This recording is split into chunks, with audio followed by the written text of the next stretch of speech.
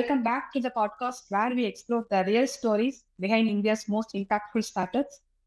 Today's episode is special because we have with us a clinician turned entrepreneur, especially into a medtech where there's space that demands science, patience, and resilience.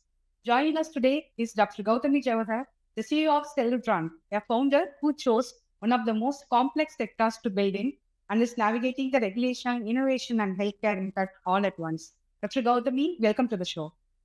Thank you. Thank you so much, Dr. Kalayarasi, for having me here on the show. So I'm really excited to learn much about your journey today. Yeah. So let's start the beginning. Before Cellutron, who was Dr. Gautami? Tell us about yourself, your background, what shaped your professional journey. Yeah, sure.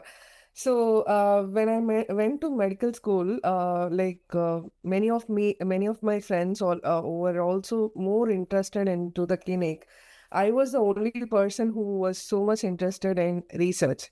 So when after my UG, when I wanted to choose my PG career, the first subject which people will be so fascinated to choose would be surgery. So even I was excited to choose surgery and I was like applying for it. But then this NEET and other stuffs came into, and my second option was like completely, different from the first option. So I chose pathology as a second option.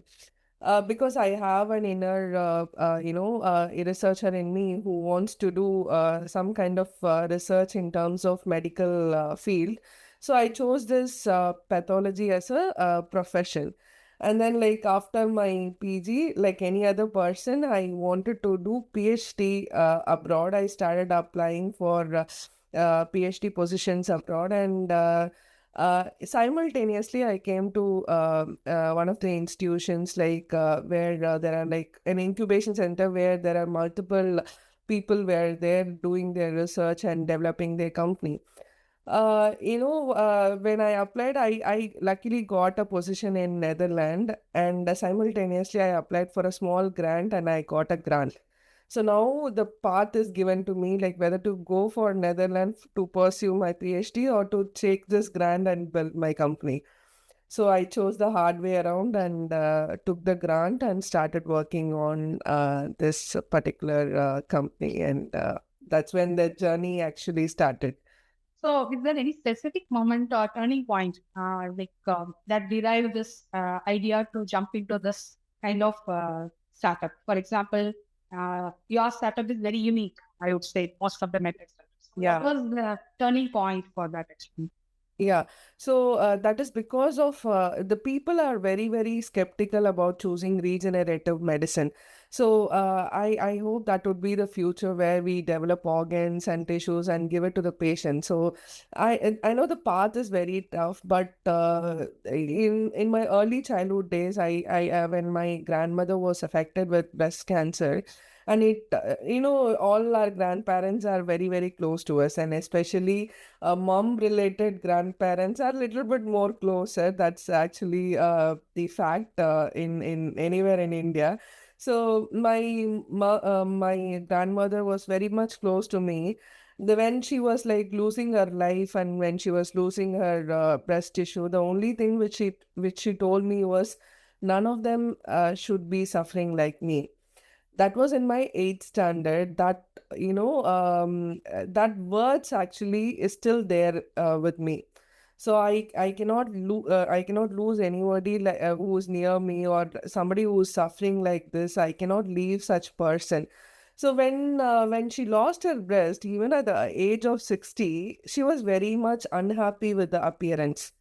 So, I would say like, okay, this part is already lost. Why you should worry about other? But that is not the case. Even when when they're going for chemotherapy or something like that, when they lose their physical appearance, obviously that is very devastating for them. Though we support them in all terms of, okay, nothing, beauty doesn't come with with hair or your other structure, but still for them it is a different challenge, right? So the regenerative medicine is more towards that. So anybody who loses a tissue, we can still replace them with the technology which we are right now building, and can help like a lot of people. And the turning point, I would say, is always my grandmother, and that's where like all the process of Cellotron started, I would say. Maybe not named that time, but over the period of time, it always stuck in my heart. That's great. Really, I can feel that words actually in my side also. A similar thing happened. So I Yeah, literally can understand what was, how it would have been affected. That is from the childhood days. yeah. Sure. So, medtech, as we know, it is full of regulatory hurdles and long gestations. And we were not like we were the first time entrepreneurs, not really. So, with the capital and about the process, how it was so difficult in the initial days. So initially, even now, I would say it is tough for us to make people believe what we believe. So if I say like I can make tissues, I cannot, I cannot expect an investor also to believe the same, because they themselves know the process is very tough. And in the first, I would say first 1.5 years was really tough for me. After the small grant, I didn't find any other grant or any other investment. But then like a point like where I started using my own resources. I started even pledging my own jewels to put it into I mean my family's income, and everything was put into my company. And a lot of time like people were asking me, are you like crazy? Why do you want to put all your investment, personal investment, into a company where you think that it will happen after 5 6 years? And even now people literally ask this question, like, are you going mad or what? Using own resources for the company is not generally advisable. But then what I generally say is like, I cannot make people believe until I show them some kind of result. I cannot even believe. That's fair enough from investor point of view also. If they don't believe in what I believe in, that's a failure from my end, right? So I wanted to use all my resources and make people believe a technology which can be taken into clinical aspects. And then I started working on that. And after that, we did one small clinical work. So with the institutional ethical clearance, we built a malar bone, which is a facial bone, which being replaced with the help of our own technology. Thanks to the professors who believed in that particular technology, and also the patient especially, who was like generous enough to accept this technology. And then like we started working, and we completed the work.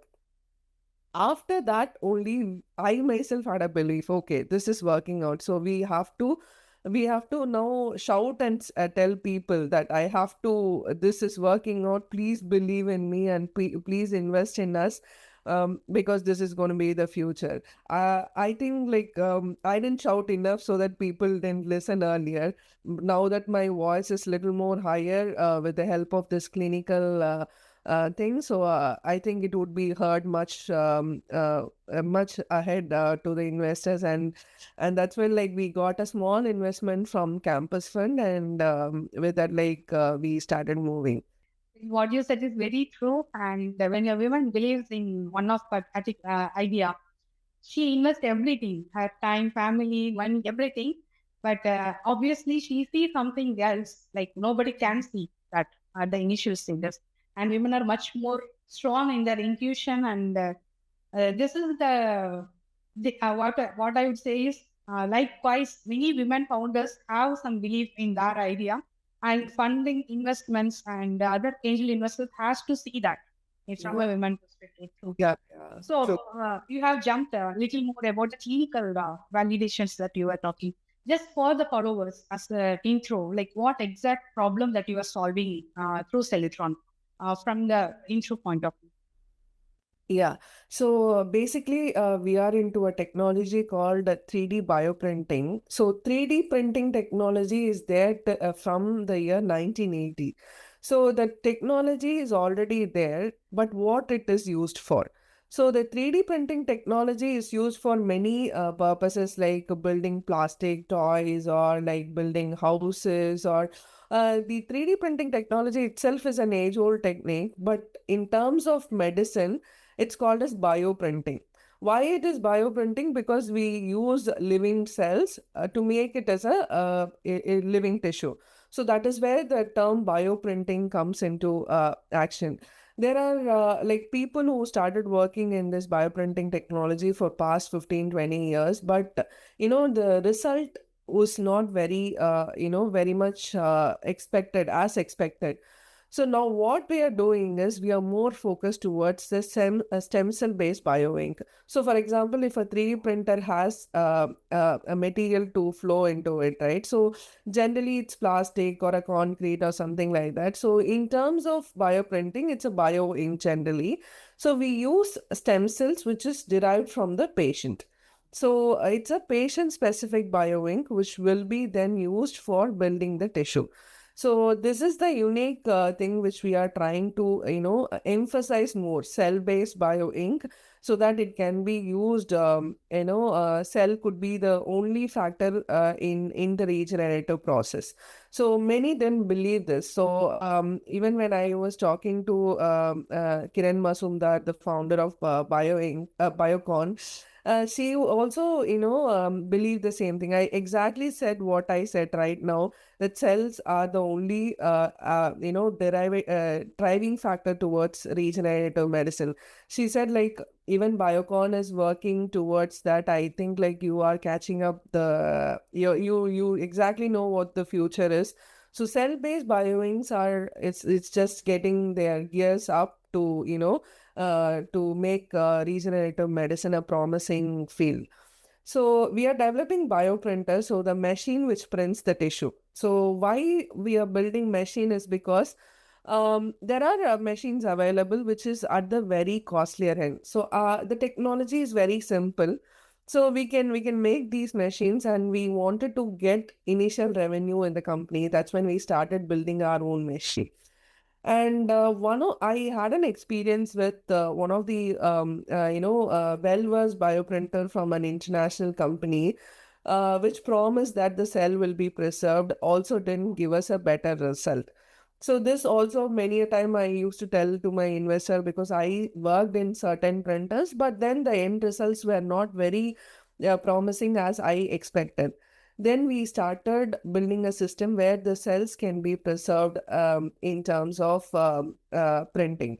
So we have actually filed a provisional patent for the particular system which we have developed in terms of bioprinter. And as I said, the bioink, we are working on it, and we are more focused towards stem cell based bioink, and we also have provisional patents for that. And keeping all these things aside, and we also want to explore the other areas of having implantable kidneys. So that's when, like, recently we started and that was for a grant which we proposed to ICMR. But then it was very exciting, so we also are working simultaneously on having a implantable kidneys through the technology of bioprinting. So these are some of the works which we are doing, and probably we'll get to know more as we progress. Please. So what was your telling us were very looking very interesting, and the problems also look very obvious, as you said. Yeah. So, but do you think it is commercially viable? How did you validate this was the real urgent problem, and the Indians are ready to accept this thing into their healthcare systems? As you said, it takes another 2-3 years to make really having great impact in India. But do you think this is not much commercially viable thing? So I would say it is commercially viable because even my fellow doctors didn't believe what I am believing. So what I did is like, okay, you try these case with this particular material. That's when, like, if doctors believe in it, it's like a more easy cherry on the cake. So that's when, like, this clinical case I wanted to perform, so that, like, okay, people start believing this technology. And okay, this earlier, when the television was introduced, what these people, everyone was not having the resources to buy a television. What generally people does during that time is they go and give the taste of television to them, like by putting it on their place, and they just get minimum charge. So something similar, because if you are in Tamil Nadu, we know like how this technology worked. Vasant and Co did this work in early in 70s and 80s. Similar pattern we did. Like, okay, we tell the clinician, okay, this is how this will work. So you believe in, so you will transfer this technology to the patient. So that's how, like, we wanted to put first time experience of having this technology put into the patient, and then obviously the belief will start coming. And I know the road is very hard and tough, but still, all these people should be supporting. And the people, what I mean here is the clinician, because we are more towards the clinical aspect. The clinician, if they start believing our work, they will start to implement on their patients, and they will even more talk about this to different cases which they see. So this is something like similar technique which Vasant and Co followed. We also started following the same thing. So, as you say about the different perspective and the strategies that you have taken, looking back, what were the early assumptions that you made and that turned out to be incorrect in later? So, in the initial days. So the building the printer was, as I said, it was an easy thing. That's what, like, I believed, and then, like, it took almost 1 year for us to build that. So we thought, like, we will finish it within 2-3 months, and as the fund comes, like, we thought we will finish it. But then it was not very easy. So we did everything from scratch, where we are not, like, focused towards particular technology, right? So being in this field, being a clinician, I don't know what electronics is, what software is. So even now, if you would have seen, I would have taken help for correcting the autocorrect. So something like all these things, like, I would say I'm not a techie person, but still I have to believe in people who knows it. So building a technique which is already there, replicating it or doing something different is also a tougher part. So I thought I would do it earlier, but I didn't do it because of these hurdles. In terms of bioink, I thought, like, I'm an expert in stem cell culture and other things, and I even now I have, like, a lot of failures in all the cultures which I do. Like, I learn from what I failed in. So all these things are like all the toughest parts which happens.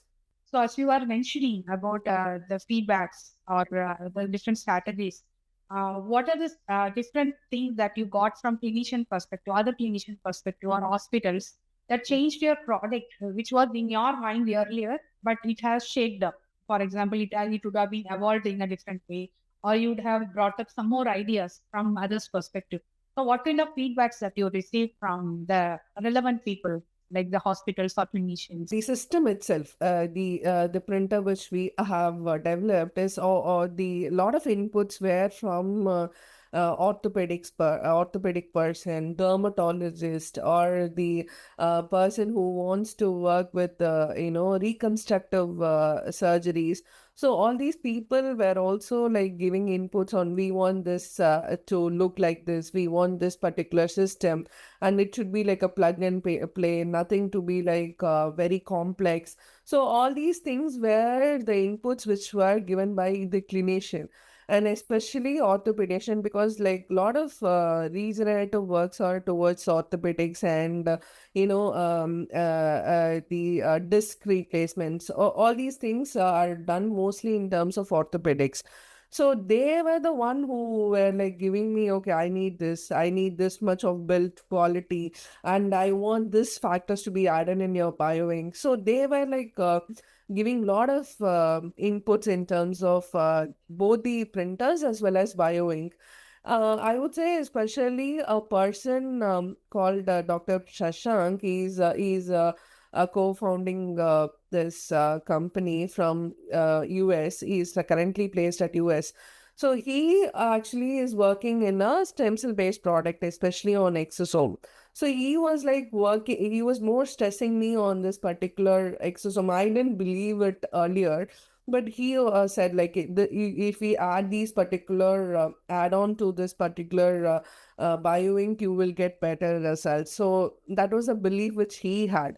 So we started experimenting that particular material as well. So that is giving us a good result. So this we have actually told the clinicians also. Now the clinicians are a little more excited to work with this particular material. So it's like a combined effort, like not the founders alone. It's about the clinician. It's about like the more they see the patient, the more ideas they get. So so that's all like it's a team effort. It's not only from our end. So on a lighter note, what was any kind of phase where you seriously questioned the journey? So why this much stuff for so many hurdles you have crossed before? So is there any fix that you question yourself, like why you are doing this? Yeah, in that question that comes to me every morning when I wake up. So, like, even when, what pushes me forward is like somebody who, like, fellow people of us who's also, believing something and building. And so they are like my encouragement. So, basically, I get that question every day because when we don't have fun, when the salary date comes, I like go crazy. Okay, the salary day came, like what should I do now? So in terms of investment, in terms of fundraising, that is a tough path, but also every day I have to keep moving because there are people who have believed in me. So I have to make sure things happen at the right time. So every day that question comes. Very relatable, actually. So, so from your experience, building a startup, especially in Indian community, do you think any much of challenges that mostly the Indian startups are facing when you see across the globe, mostly the Indian startup facing, especially in the medtech space? Yeah, so I would say in India, there are like two really many challenges comes like in terms of funding. So especially in terms of medtech company, there are only few investors who are focused on medtech. If you're going, if somebody is giving like funding early stage startup, we cannot compete with any other deep tech companies because their focus is very different from us. And in India, believe making investors believe what will believe in terms of medtech is very very tough. And the second challenge comes is the woman founding team. So generally, is the perspective that women founders are not, more focused towards their thing, and there are like little bit failure rates are there. That's like a general perspective of any investor. So that is like a really tough place to be there in India. That is the second most challenge. And third challenge in terms of medtech is like, as you say, as you also know about the certification process. It is very, very, very, very tough because there are no A to Z of the stepwise understanding of the certification process. So generally, if we open something like we get to only get the internet things and we start reading it, but the actual scenario is entirely different. So we only believe what our advisor says, or we have to go through an agent who is doing that. So these are like toughest part in terms of Indian medtech startups. So these three I would highly highlight on this: the investment, the woman founder, and thirdly on the certification process. True, true. I totally agree all the 3 points actually. And even I, as a founder of a startup, also, I usually underestimate the regulatory compliances actually Yeah, requirements. And we thought like it will be by the book and then we can go ahead. But each of the states, there is definitely a confusion. Definitely somebody is guiding us and misleading us. Everything happens. True, yeah. very true. So, have you found out your GTM, like how the distribution or the hospital will be in the next segment of market? Like, do you have any idea about your product going into the market, or what are the strategies that you have? So as of now, we are also figuring out. I would say like we are still in the like close to the market stage only. So we need to have some kind of, even like when we discuss it with our team, we generally say that we need a person who just can guide us in this particular way.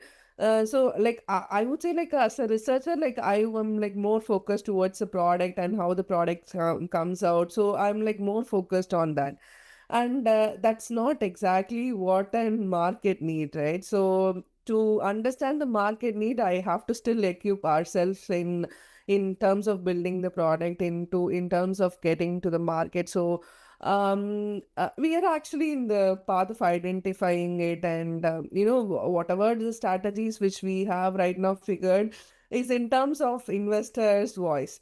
So to be very frank, it's only for the investor terms. We just say, okay, we have these many customers, but the actual reality is that we are still in the a pathway of identifying what exactly the market needs are in terms of in terms of selling it out, in terms of getting the people understand. So this is something like I would say we are still exploring.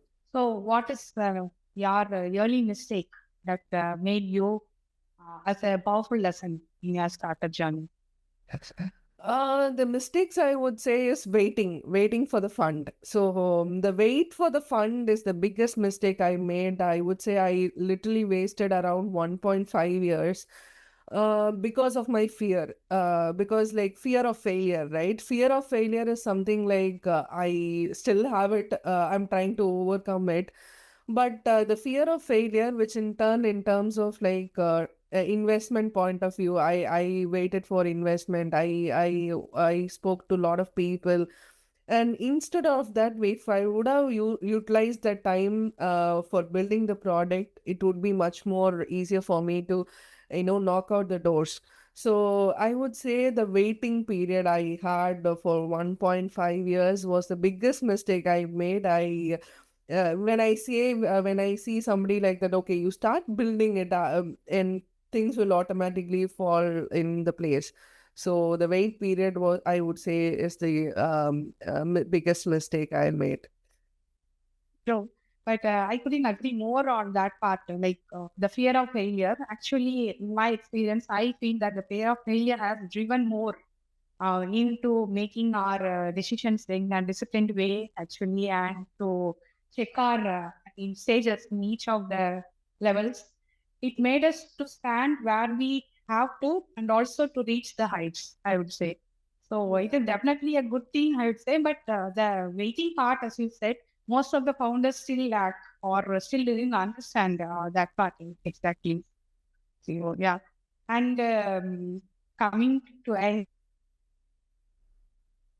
to know like who are the key persons in your journey, like guiding, like mentors, or it can be like inside family or outside family, that they have shaped your journey both personally as well as professionally in your career.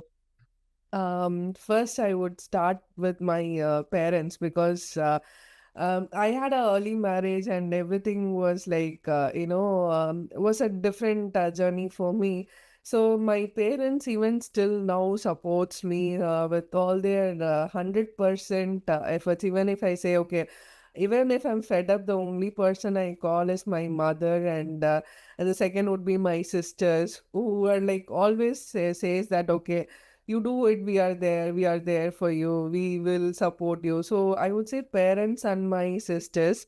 And and that is like it's always there. And secondly would be my in-laws family, my mother-in-law and my husband, who after my marriage only I did my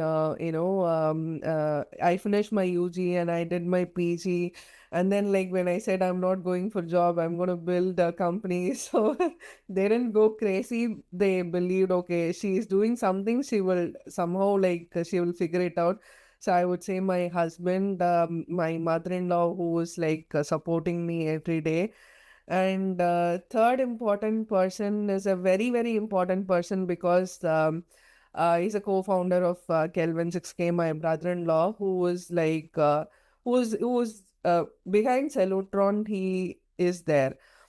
Because of him, I moved to this particular area, and started building this company. And now like the journey is really tough for me, but still he is the one who stopped me going to Netherlands and started building this company. So I would say it's him who's like who's always pushing me from behind to build this company. So apart from that, we have my friends who is like who even if I even make a call to my friend saying that, okay, I don't have this much money, okay, don't get fed up on this, I'll immediately transfer. So these kind of friends are like, I would say like that I'm lucky enough to have these good Very people. blessed. Yeah, if I say, okay, I don't have money, I have I the salary date has come here, the immediately without even a hesitation, I have three friends who does that very regularly. Dr. Preeti, Miss Divya, and Mr. Deva, who who sends the money out without even thinking once. And these kind of a people, without them, like I'm nothing. Like without these people, like I'm nothing. It's them who had always believed in me. That's so great to hear, actually. Yeah, Mr. Prashant, I would highly tell him also in this stage. Even he's like a like a colleague for me in Crescent. He also, without any hesitation, he also supports me in terms of building the technology, or in terms of financial support. Everything is like it's like it's done in a collective teamwork. So yeah. Yeah, so super. So, one last question for someone listening to this podcast, maybe a early founder who is planning to start a startup. So, what is one thing you wanted to tell these people that to start up a medtech kind of startups in India? Yeah, the medtech in India is the startup journey is really tough. So get your sleeves up to face the world, face the real world, and failing fast. So failing fast is the only key to move forward. So if I say I can fail 100 times, because the 101 first time would be the success. So failing fast is what you have to keep in mind. And though the journey is tough, failing fast would be the key factor in moving forward. So that is the one key thing I would say, like everyone should understand in terms of medtech in India. And I would highly suggest, like, women founders should be one of you should have one of the founders to be women, so that like you get to have a different perspective in any aspect, like in terms of having a this would be like for any other companies also. The perspective of building a company in terms of women's vision is always different. So I would highly recommend to have a woman founder in any of the not only medtech, any other companies as well, so that like they get to have a lot of different perspective, and building something which is very new from their different from their eyes. Very true, Dr. Kaupani.